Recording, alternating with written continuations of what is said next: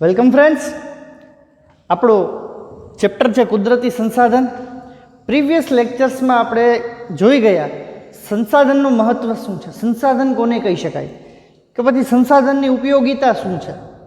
વિવિધ રીતે આપણે જોઈ ગયા, કુલ 3 રીતે, ખોરાકની રીતે વગેરે વગેરે 3 રીતે સંસાધનની ઉપયોગિતા શું છે આપણે જોઈ ગયા. ત્યારબાદ સંસાધનને વર્ગીકૃત કઈ રીતે કરવામાં આવે છે તે આપણે જોઈ ગયા. કુલ 3 રીતે સંસાધનને વર્ગીકૃત કરવામાં આવે છે: માલિકીની દ્રષ્ટિએ, વિતરણ ક્ષેત્રની દ્રષ્ટિએ અને પુનઃપ્રાપ્યતાની દ્રષ્ટિએ. માલિકીની દ્રષ્ટિ જોઈએ તો વ્યક્તિગત, રાષ્ટ્રીય અને વૈશ્વિક, કુલ 3 રીતે. એવી જ રીતે આપણે વિતરણ ક્ષેત્રની દ્રષ્ટિએ જોઈએ તો સર્વસુલભ સંસાધન, પછી સામાન્ય સુલભ સંસાધન અને વિરલ સંસાધન અને એકલ સંસાધન વગેરે તે વર્ગીકૃત કરી શકાય. તેવી જ રીતે પુનઃપ્રાપ્યતાના આધારે સંસાધન, ખાસ કરીને 2 રીતે: નવીનીકરણીય સંસાધન અને અનવીનીકરણીય સંસાધન વગેરે તે આપણે એના સંસાધનને વર્ગીકૃત કરી ગયા છીએ. હવે આજનો આપણો મુદ્દો છે, આજનો આપણો ટોપિક કે માનવીની જે ખાસ જરૂરિયાત સંતોષતા જે કંઈ પણ સંસાધન છે એ સંસાધનનું સંરક્ષણ કઈ રીતે કરી શકાય. સર્વપ્રથમ સંરક્ષણ શબ્દનો અર્થ સમજી જવો જોઈએ કે રક્ષણ શું છે, સંરક્ષણ શું છે. કોઈ પણ સંસાધનની જે રક્ષણ છે, કોઈ પણ સંસાધનનું જે રક્ષણ છે એ ક્યાંક ને ક્યાંક સીધું માનવ જરૂરિયાત સાથે સંકળાયેલું છે. કારણ કે જો સંસાધન જ નહીં હોય તો ભવિષ્યમાં માનવીની જરૂરિયાત કઈ રીતે સંતોષી શકાશે. અને આમાંના કુદરતી સંસાધનોમાંના કેટલાક સંસાધન તો એવા છે જે માનવીની જે મૂળભૂત જરૂરિયાત છે એ એના ઉપર ડિપેન્ડ કરે છે. આપણે જોઈ ગયા કુદરતી વાયુ છે, ઓક્સિજન છે, એવી જ રીતે આહાર છે. તો ભવિષ્યમાં માનવજાતનું શું થશે? એવી જ રીતે સંરક્ષણ જો શબ્દ છે એ સીધો જ માનવીની જરૂરિયાત સાથે પણ સંકળાયેલો છે સંસાધનના સંરક્ષણના સંદર્ભમાં. મિત્રો, અહીં સંસાધનનો સીધો અર્થ એ થાય છે, સંસાધનના સંરક્ષણનો સીધો અર્થ એ થાય છે કે સંસાધનનો વિવેકપૂર્ણ ઉપયોગ. નહીં કે તમારે કંઈ કોઈમાં યુદ્ધ સાથે નથી ઉતરવાનું, કોઈની સાથે લડવા નથી ઉતરવાનું, પરંતુ જે કંઈ પણ સંસાધન છે એનો વિવેકપૂર્ણ ઉપયોગ છે એ સંસાધનના સંરક્ષણ સાથે સંકળાયેલો છે. સવિસ્તાર આપણે આ મુદ્દાને જોઈશું. ખૂબ જ અગત્યનો મુદ્દો છે તમારા આ ચેપ્ટરમાં. જો તમે ગુણભારાંકની દ્રષ્ટિએ જે કંઈ આપણે પ્રશ્ન પૂછવાના છે એ બરાબર તમે જોશો તો ખૂબ અગત્યનો મુદ્દો છે સંસાધનોનું આયોજન અને સંરક્ષણ. મિત્રો, આજનું આપણું જે બોર્ડનું થીમ વર્ક છે એમાં જ તમે ક્યાંક ને ક્યાંક સમજી શકશો કે પૃથ્વી છે, પૃથ્વી પર વૃક્ષો છે. વૃક્ષો છે એ કુદરતી સંસાધનમાં ખાસ ને ખાસ ખૂબ જ એનું યોગદાન છે એ બહુ વિશાળ રહેલું છે. એક એવો પ્રયાસ કર્યો છે કે જેથી તમે એવું સમજી શકો કે કઈ રીતે આપણે વૃક્ષો વાવીને કુદરતી સંસાધનનું સંરક્ષણ કરી શકીએ છીએ. સર્વપ્રથમ જોઈએ તો માનવીની જરૂરિયાતો અમર્યાદિત છે, જ્યારે કુદરતી સંસાધનો મર્યાદિત છે. આ સેન્ટેન્સ આપણને ઘણું બધું કહી જાય છે મિત્રો, કે માનવીની જે કંઈ પણ જરૂરિયાત છે એ અમર્યાદિત છે. માનવીની જે ભૂખ છે એ અમર્યાદિત છે. તમે કોઈ પણ વસ્તુ ખરીદો છો કે કોઈ પણ વસ્તુનો ઉપભોગ કરો છો તો ક્યાંક ને ક્યાંક એ વસ્તુથી જે તમને સંતોષ પ્રાપ્ત થાય છે એ ક્યાંક ને ક્યાંક વધતી જાય છે. એની ઈચ્છાઓ, તમારી એની જરૂરિયાત ક્યાંક ને ક્યાંક વધતી જાય છે. આમ માનવીની જરૂરિયાતો છે એ અમર્યાદિત છે, જ્યારે કુદરતી સંસાધનો છે, જે કંઈ પણ સંસાધન છે એ મર્યાદિત છે. છેલ્લા 100 વર્ષમાં માનવી દ્વારા વિજ્ઞાન અને તકનીકી ક્ષેત્રે થયેલ અસાધારણ વિકાસ અને ભયંકર વસ્તી વિસ્ફોટથી સંસાધનોનો વપરાશ ખૂબ વધી ગયો છે. ખૂબ જ અગત્યનું કે છેલ્લા 101 વર્ષમાં માનવીનું જે તકનીકી વિકાસ છે, વિજ્ઞાન અને ટેકનોલોજીનો જે કંઈ પણ વિકાસ થયો છે તેના કારણે અને એક વસ્તી વિસ્ફોટના કારણે જે આ સંસાધનો છે એનો વપરાશ ખૂબ વધી ગયો છે, વિપુલ પ્રમાણમાં, અકલ્પનીય રીતે વપરાશ વધી ગયો છે. પેટ્રોલ ડીઝલના જે કંઈ પણ અત્યારે હાલ ભાવ વધારા થઈ રહ્યા છે તે ઉપરથી તમે એ ખનિજની જે વપરાશની વધવાની જે ગતિ છે એ તમે સમજી શકો કે અસાધારણ વિકાસથી અને ભયંકર વસ્તી વિસ્ફોટથી સંસાધનોનો વપરાશ ખૂબ વધી ગયો છે. આ પરિસ્થિતિ વિશે જો ગંભીરતાથી નહીં વિચારીએ તો ભવિષ્યમાં તેના માઠા પરિણામો ભોગવવા પડશે. અહીંયા એક તમને હાઇલાઇટ કર્યા છે એવી રીતે કે અત્યારથી જો તમે સંસાધનોના રક્ષણ વિશે નહીં વિચારો, સંસાધનોના વિવેકપૂર્ણ ઉપયોગ વિશે નહીં વિચારો, તો તમારી ભવિષ્યની પેઢી કદાચ એ સંસાધન વાપરવા ન પણ મળે. ખૂબ જ અગત્યનો મુદ્દો છે કે આ પરિસ્થિતિ વિશે જો તમે ગંભીરતાથી ન વિચારો તો ભવિષ્યમાં તેના માઠા પરિણામ આવી શકે એમ છે.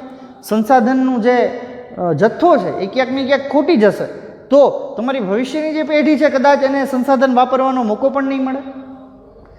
આગળ જોઈએ મિત્રો કે ખૂબ જ એક ટેગલાઇન છે, મસ્ત ટેગલાઇન છે આમાં કે સંસાધનનું સંરક્ષણ કરવું એટલે તેનો વિવેકપૂર્ણ ઉપયોગ કરવો.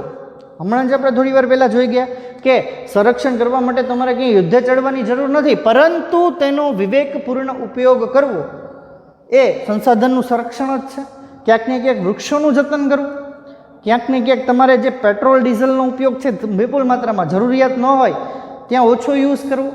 તેવી જ રીતે ઘણી બધી જગ્યાએ સંસાધનોનું જે વપરાશ, નહિવત વપરાશની જગ્યાએ તમે ખૂબ જ એનો વપરાશ કરતા હો. માનો કે પાણી છે તો સિમ્પલી તમે પાણી વિચારો તો પાણી એક એવું સંસાધન છે કે ક્યાંક ને ક્યાંક આપણને વરસાદમાંથી પ્રાપ્ત થાય છે. મિત્રો જ્યાં જો કદાચ એ જે ચેનલ છે, વરસાદની જે ચેનલ છે એ ક્યાંક ને ક્યાંક તૂટે અને જો વરસાદ નહિવત પ્રમાણમાં આવવા માંડે તો તમે વિચાર્યું છે કે પાણી વિનાનું જીવન કેવું હોઈ શકે? સંસાધનોનું સંરક્ષણ અને એનો વિવેકપૂર્ણ ઉપયોગ એ સીધો જ આ પાણીના દ્રષ્ટાંત સાથે સાર્થક થઈ શકે છે. મિત્રો આગળ જોઈએ કે સંરક્ષણ શબ્દનો સીધો સંબંધ સંસાધનોની અછત સાથે જોડાયેલો છે. હમણાં જ મેં તમને કહ્યું કે સંરક્ષણનો શબ્દનો સીધો જ અર્થ, સીધો જ સંબંધ સંસાધનોની અછત સાથે જોડાયેલો છે. કારણ કે જે વસ્તુની અછત છે એનું જ સંરક્ષણ કરવું આપણા માટે ખૂબ જ જરૂરી છે. વર્તમાનમાં જે રીતે દોહન થઈ રહ્યું છે, શેનું દોહન થઈ રહ્યું તો કે સંસાધનનું. વર્તમાન પરિસ્થિતિમાં હાલ જે પરિસ્થિતિમાં માનવી આ સંસાધનોનું દોહન કરી રહ્યો છે, સંસાધનોનો વપરાશ કરી રહ્યો છે, તે પ્રકારે સંસાધનોનું આડેધડ દોહન અને અવિવેકભર્યો વપરાશ જો ચાલુ રહેશે તો વિકાસ અને વર્તમાન જીવન સ્તર જાળવી રાખવું લગભગ સ્વપ્નવત થઈ શકે છે. આ પ્રકારે જ મિત્રો જો સંસાધનોનો વપરાશ અને આ દોહન એનું ચાલુ રહેશે, અવિવેકભર્યો વપરાશ, ક્યાંક ને ક્યાંક બિનજરૂરી વપરાશ, આ જ રીતે જો ચાલુ રહેશે તો વિકાસ અને વર્તમાન જીવન સ્તર જાળવી રાખવું, જે માનવીની સંસ્કૃતિનો વિકાસ છે અને જે હાલનું જીવન સ્તર છે, જે હાલની માનવીની જે પ્રવૃત્તિઓ છે એ જાળવી રાખવી લગભગ સ્વપ્નવત થઈ જશે. સ્વપ્નમાં જે વિચારીએ છીએ એના જેવું થઈ શકે. આ માટે સંસાધનનો વિવેકપૂર્ણ ઉપયોગ અને તેનું સંરક્ષણ અને પુનઃ ઉપયોગ જેવી બાબતો તેમાં સમાવિષ્ટ થાય છે. કઈ બાબતોમાં સમાવિષ્ટ થાય છે મિત્રો? કે જે સંસાધનોના સંરક્ષણનું જે આયોજન છે, સંસાધનના સંરક્ષણ માટેનું જે આયોજન છે તેમાં આ સંસાધનોનો વિવેકપૂર્ણ ઉપયોગ અને તેનું સંરક્ષણ અને પુનઃ ઉપયોગ જેવી બાબતોનો સમાવિષ્ટ થાય છે. મિત્રો જ્યારે કોઈ વૃક્ષ કે જીવના અસ્તિત્વ પર સંકટ હોય ત્યારે તે માટે ગોઠવેલ વ્યવસ્થાપનને તેનું સંરક્ષણ કહી શકાય. સીધું કોઈ વસ્તુ કે વનસ્પતિ કે માનવીના જીવનના સંદર્ભમાંની વાત છે કે જ્યારે કોઈ વૃક્ષ કે જીવનના અસ્તિત્વ પર સંકટ હોય ત્યારે તે માટે ગોઠવેલ વ્યવસ્થાપનને તેનું સંરક્ષણ કહી શકાય. સિમ્પલી એક આપણે વાત કરીએ જીવની, વૃક્ષની વાત જતી કરીએ અને જીવની વાત કરીએ તો આપણે હાલમાં જ આપણે જે વિસ્તારથી બિલોંગ કરીએ છીએ, જે જિલ્લામાં રહીએ છીએ, જુનાગઢ જિલ્લામાં, ત્યાં ગીરના જંગલોમાં સિંહ માટેનું અભયારણ્ય આવેલું છે. તમને સર્વ લોકોને ખ્યાલ છે. તો સિંહ છે એ ક્યાંક ને ક્યાંક જીવ છે. આ જીવના અસ્તિત્વ પર આ સિંહ પ્રજાતિ છે એ એશિયામાં માત્ર ને માત્ર ગીરના જંગલોમાં જોવા મળે છે. ઇન્ડિયામાં ગીરના જંગલોમાં જોવા મળે છે. આ સિંહની જે પ્રજાતિ છે એ થોડા વર્ષો પહેલાં વિલુપ્ત થવાને આરે હતી. પરંતુ જ્યાં સિંહના જોવા મળતા જે વિસ્તાર છે, જ્યાં સિંહ જોવા મળે છે, એ વિસ્તારને ગવર્મેન્ટે અભયારણ્ય તરીકે જાહેર કર્યું અને સિંહના મારણ માટે કે સિંહને પજવણી માટે એક ખૂબ જ સ્ટ્રિક્ટ કાનૂન, જેને ખૂબ જ સ્ટ્રિક્ટ કાયદા બનાવ્યા અને સિંહનું જે સંવર્ધન થઈ શકે, સિંહની જે પ્રજાતિ છે એનો વિકાસ થઈ શકે, એના માટે ક્યાંક ને ક્યાંક અભયારણ્ય રૂપે એને સંરક્ષણ પૂરું પાડ્યું. અને આજની તારીખે એનું રિઝલ્ટ જુઓ મિત્રો, સિંહની જે સંખ્યા છે, સિંહની વસ્તીની જે ગણતરી કરતાં સિંહની જે સંખ્યા છે એમાં ખૂબ જ નોંધપાત્ર વધારો જોવા મળ્યો છે. તો આ પ્રકારે જે સરકારે જે અભયારણ્યની વ્યવસ્થા ગોઠવેલ છે, આ જે વ્યવસ્થાપન ગોઠવેલ છે, તેના શિકાર પર કે પછી તેને પજવણી પર ક્યાંક ને ક્યાંક જે કાયદાઓ ઘડ્યા છે એને આપણે વ્યવસ્થાપન કહી શકીએ. તો આ પ્રકારે જે વ્યવસ્થાપન છે એ સિંહ ઉપર ક્યાંક ને ક્યાંક ગોઠવવામાં આવ્યું, તેને કારણે એનું સંરક્ષણ કર્યું. આ એક સુંદર મજાનું દ્રષ્ટાંત હતું, આપણા નજીકનું જ છે, ગીરનું છે, સિંહનું છે, આપણા સૌનું ગૌરવ કહી શકાય, જૂનાગઢનું ગૌરવ કહી શકાય એવા અભયારણ્યનું છે. તેના ઉપરથી આપણે જોઈએ કે જ્યારે કોઈ વૃક્ષ કે જીવના અસ્તિત્વ પર સંકટ હોય ત્યારે તે માટે ગોઠવેલ વ્યવસ્થાપનને તેનું સંરક્ષણ કહી શકાય, તેને સંરક્ષણ કહેવાય. હવે મિત્રો, આ સંરક્ષણના જે વ્યવસ્થાપન છે એમાં કઈ કઈ બાબતોનો સમાવેશ થઈ શકાય અને કયા કયા મુદ્દાઓ સંરક્ષણમાં તમારે ધ્યાનમાં રાખવાના છે. તો પહેલો મુદ્દો તમને પરીક્ષામાં પૂછાઈ શકવાની દ્રષ્ટિએ તો ખૂબ જ અગત્યનો છે. પહેલો મુદ્દો, સૌથી પહેલાં કોઈ દેશ કે પ્રદેશને એક એકમ ગણી, સૌથી પહેલાં કોઈ દેશ કે પ્રદેશને એકમ ગણી, મને કે ઇન્ડિયા છે તો એને એક એકમ ગણવાનું. એક ઇન્ડિયાને સંદર્ભમાં લઈને જ તમારે જે કંઈ પણ એના હેતુઓ છે એ સિદ્ધ કરવાના છે. કે સૌથી પહેલાં કોઈ દેશ કે પ્રદેશને એક એકમ ગણી, તેના ઉપયોગમાં લેવાયેલા, તે દેશના તે એકમના ઉપયોગમાં લેવાયેલા અને હજુ વણવપરાયેલા કે સંભવિત સંસાધનો, હજુ વણવપરાયેલા છે, ક્યાંક અવેલેબલ છે અને ક્યાંક અવેલેબલ થવાની સંભાવના છે.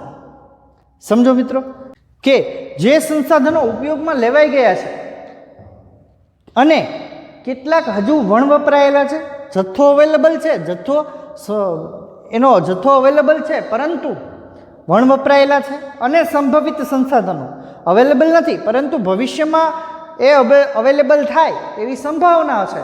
આ સંસાધનોની ઉપલબ્ધિ અને વિશેષતાઓ બાબતે જાણકારી મેળવવી સર્વપ્રથમ બાબત છે. સંસાધનોના સંરક્ષણ બાબતે, એના આયોજન બાબતેની વાત છે.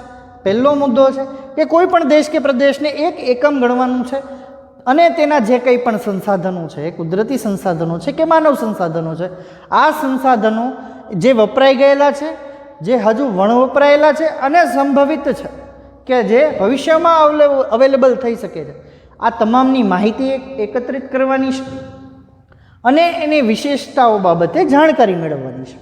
સેકન્ડ મુદ્દો કે જે સંસાધનોનું પ્રમાણ મર્યાદિત છે કે અનવીનીકરણીય છે. મિત્રો, અનવીનીકરણીય સંસાધન વિશે આપણે આગળ ભણી ગયા છીએ.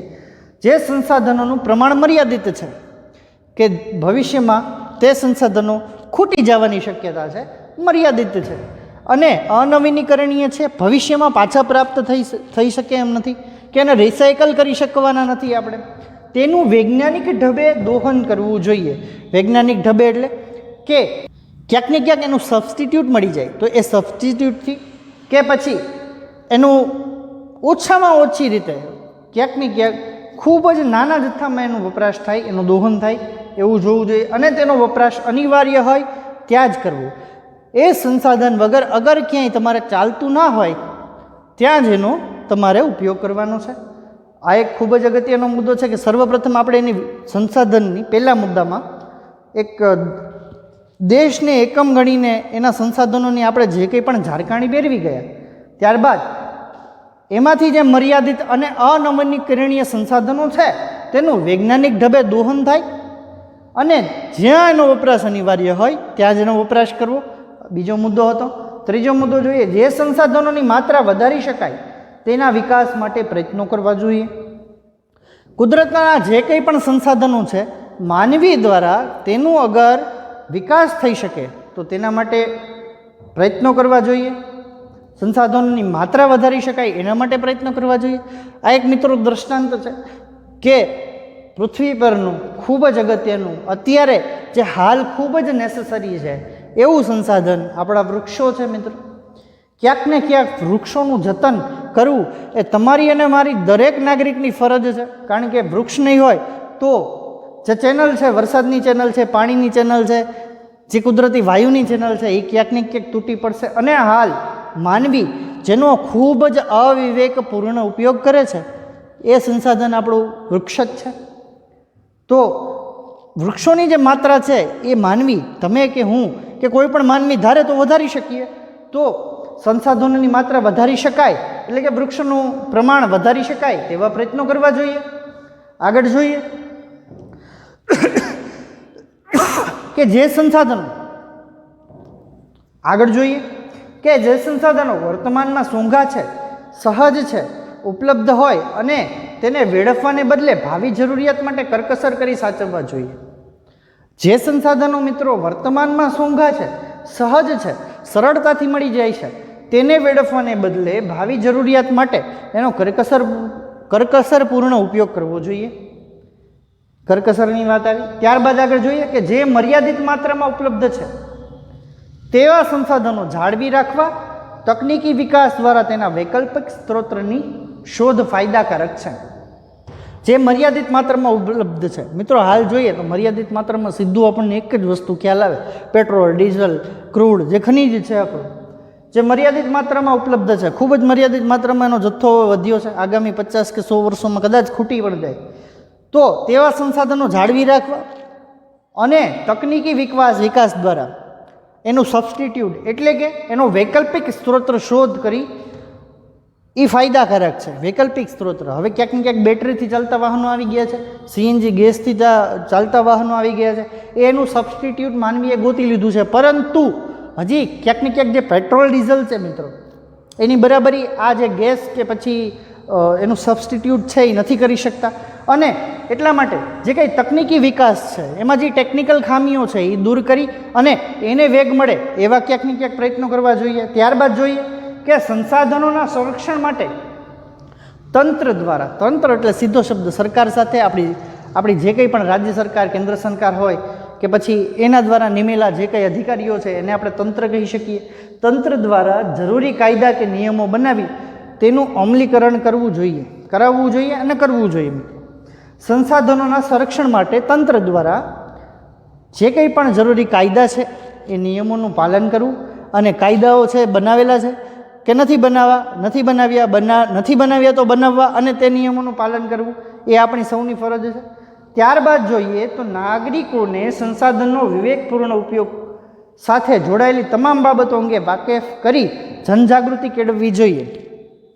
હવે મિત્રો આ પોઈન્ટ છે એ તમે ક્યાંક ને ક્યાંક પુરવાર કરી શકો છો કે નાગરિકોને સંસાધનના વિવેકપૂર્ણ ઉપયોગ સાથે જોડાયેલી તમામ બાબત અંગે વાકેફ કરી જનજાગૃતિ કેળવવી જોઈએ. ઘણા બધા લોકોને એના પરિવારમાં ક્યાંક ને ક્યાંક આ અવેરનેસ ઓછી હોય છે. તો તમે એઝ અ વિદ્યાર્થી તરીકે તમારા ફેમિલીને તો અવેર કરી જ શકો છો. કઈ રીતે કે નાગરિકોને સંસાધનના વિવેકપૂર્ણ ઉપયોગ સાથે જોડાયેલી તમામ કે આ જે સંસાધનો છે એ ભવિષ્યમાં ખૂટી જાય એમ છે, ભવિષ્યમાં આપણી આગલી પેઢીને કદાચ સંસાધનો પ્રાપ્ત ન થઈ શકે, કદાચ એ સંસાધનો જોઈ પણ ન શકે. નાગરિકોને સંસાધનના વિવેકપૂર્ણ ઉપયોગ સાથે જોડાયેલી તમામ બાબત અંગે વાકેફ કરવાના છે, જનજાગૃતિ કેળવવી જોઈએ. ખાસ કરીને પાણીનો જે દુર્વ્યય છે એ તમે અટકાવી શકો મિત્રો. વૃક્ષો વાવી તેનું જતન કરી શકો, કુદરતી વાયુનો બચાવ કરી શકો. આ હતી સંસાધનોના સંરક્ષણ સાથે જોડાયેલી સીધી સમજ. પરીક્ષાની દ્રષ્ટિએ તો અગત્યની છે જ, પરંતુ વ્યવહારુ જીવનમાં તમારે અપનાવવા જેવી છે, આપણા સૌના કુટુંબે અપનાવવા જેવી છે. તો ખૂબ જ અગત્યનો મુદ્દો મિત્રો, પરીક્ષામાં પૂછાય એવો.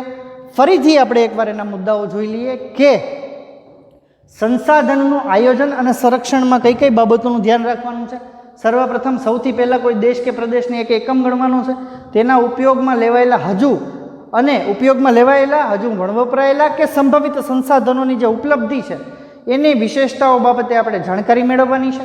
ત્યારબાદ જોઈએ તો જે સંસાધનોનું પ્રમાણ મર્યાદિત કે અનવીનીકરણીય છે તેનું વૈજ્ઞાનિક ઢબે દોહન થાય અને તેનો વપરાશ અનિવાર્ય હોય ત્યાં જ કરવો. ત્રીજો મુદ્દો, જે સંસાધનોની માત્રા વધારી શકાય છે તેના વિકાસ માટે પ્રયત્નો કરવા જોઈએ.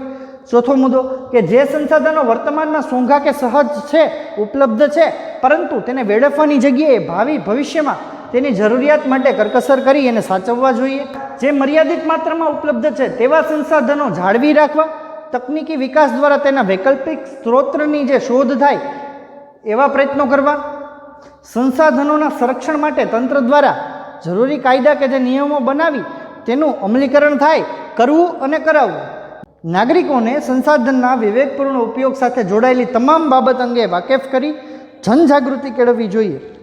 મિત્રો, આ હતા આપણા સંસાધનના સંરક્ષણના મુદ્દાઓ કે સંસાધનનું સંરક્ષણ કઈ રીતે આપણે કરી શકીએ અને કરાવી શકીએ, કઈ રીતે આપણે અવેર થઈ શકીએ. આ હતા મિત્રો. હવે આપણે નેક્સ્ટ લેક્ચરમાં જે આપણું અગત્યનું સંસાધન છે જમીન, એના વિશે માહિતી મેળવીશું. ત્યાં સુધી સ્ટે હોમ, સ્ટે સેફ.